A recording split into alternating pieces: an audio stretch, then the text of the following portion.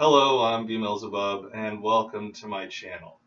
I don't think I've ever discussed this publicly, but I don't want people to get the wrong idea and think that I'm a model of mental health. So that's what I'm going to talk about today. It's possible that I have some predisposition to fairly poor mental health or just have bad coping mechanisms, but since I was fairly young, around middle school, I started seeing psychologists. The reasoning has varied from psychologist to psychologist, but the issue usually seemed to gravitate to some sort of level of depression. And despite this pattern, I wasn't formally diagnosed with any form of depression until about 2 years ago. But I want to talk about the time I was seeing a therapist before that.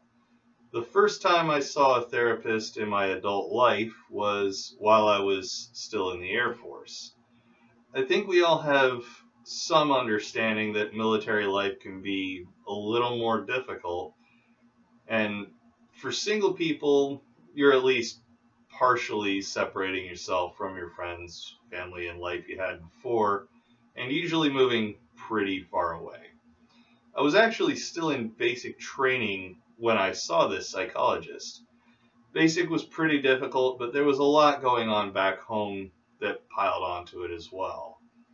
My parents were going through a pretty messy divorce, and my sister was pregnant with a guy I despised kid.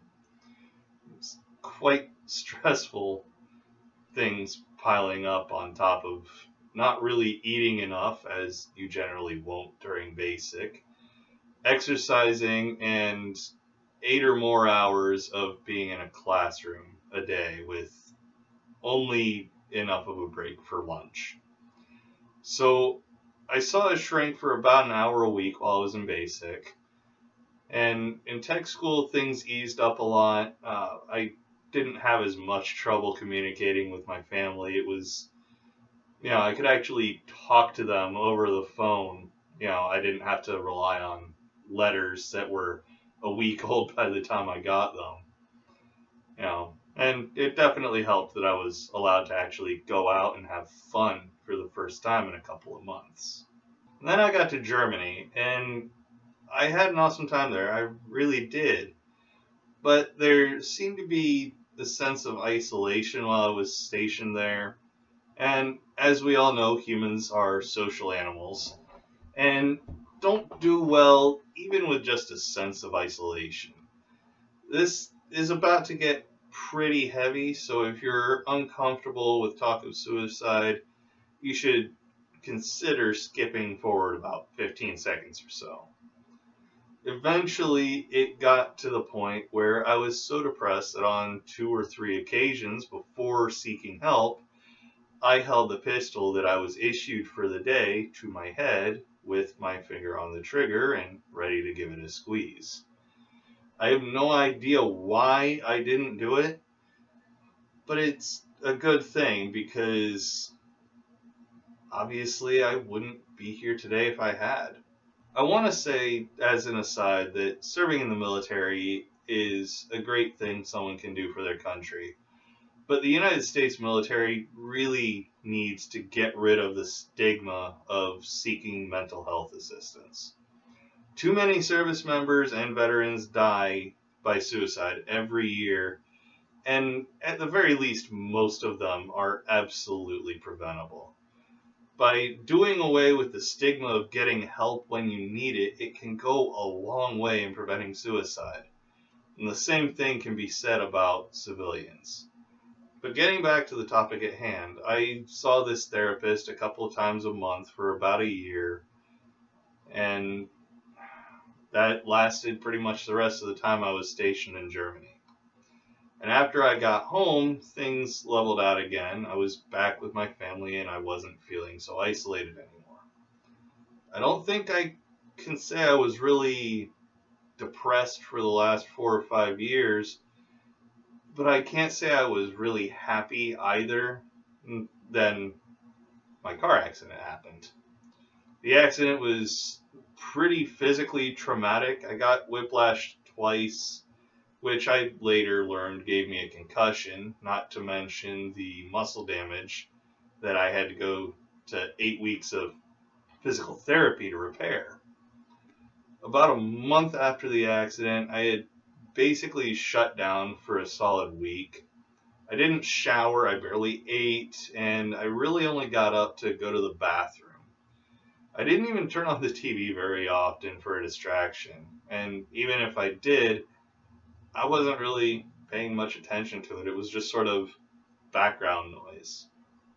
Eventually, I decided I had to reach out to a friend of mine, and she took me to a doctor, and inpatient care at a mental health facility was suggested.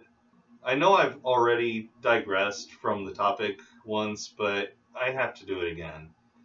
I was sent to a Veterans Affairs facility in Chillicothe, Ohio, where I spent the next week. The doctors and staff were really top notch, and the time I spent there helped me dramatically, so thank you to all the doctors and staff in Chillicothe. You really helped me out a lot. This was also my first real experience with taking medication to aid my mental health. I did take medicine for ADD as a kid, but I don't really count that, especially since it didn't help as far as I can recall. That's not to say that ADD isn't a real condition. It absolutely is. I just think I was one of many who was misdiagnosed. But for close to a year after I got out of the Chillicothe facility, I was taking medicine to help with depression. And one thing about antidepressants, pretty much all of them to my knowledge are habit forming, so getting weaned off of them was a real bitch. Like, I was physically in pain from it.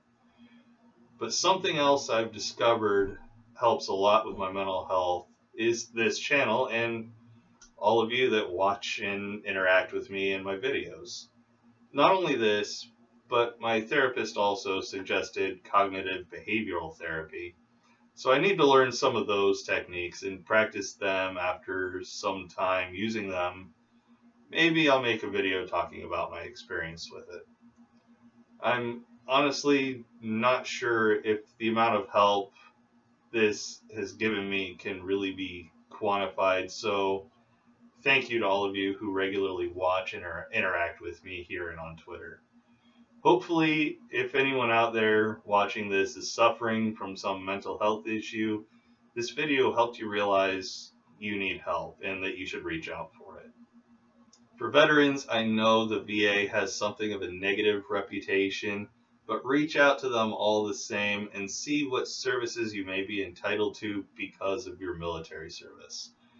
For civilians, access may be more difficult, but sometimes like a local job and family services or local mental health system might be in place to help members of the community.